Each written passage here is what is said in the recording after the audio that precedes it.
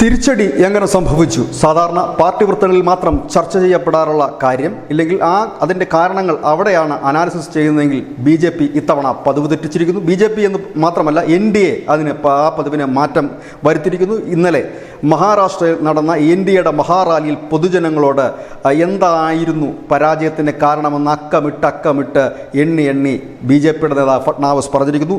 400 seat എന്ന ഒരു ലക്ഷ്യത്തിലേക്ക് കുതിച്ചപ്പോൾ നമ്മുടെ പ്രവർത്തകരെല്ലാം ആലസ്യത്തിലായിരുന്നു. കാരണം വളരെ ഈസിയായി നേടാൻ കഴിയുന്ന ഒന്നാണ് 400 സീറ്റുകളെന്ന് കരുതി പ്രവർത്തകർ വേണ്ട രീതിയിൽ പ്രവർത്തിച്ചില്ല. പ്രവർത്തകർ പ്രവർത്തിക്കാത്തത് കൊണ്ട് തന്നെ നമ്മുടെ അനുഭാവികളും വിശ്വാസികളുമൊക്കെ അതിൽ വോട്ട് ചെയ്യാൻ എത്തിയില്ല. പ്രതിപക്ഷത്തെ ആവട്ടെ 80% പേരും, പ്രതിപക്ഷത്തെ വോട്ടർമാരിൽ 80% പേരും ബൂത്തിലെത്തിയപ്പോൾ NDAയുടെ അല്ലെങ്കിൽ BJPയുടെ അനുഭാവികളും പ്രവർത്തകരുമായ 60% പേർ ബൂത്തിലെത്തിയില്ല. ആ 60% പേർ ബൂത്തിലെത്തിയിരുന്നുവെങ്കിൽ മഹാരാഷ്ട്രയിൽ 40 സീറ്റും നേടാൻ കഴിയുമായിരുന്നു.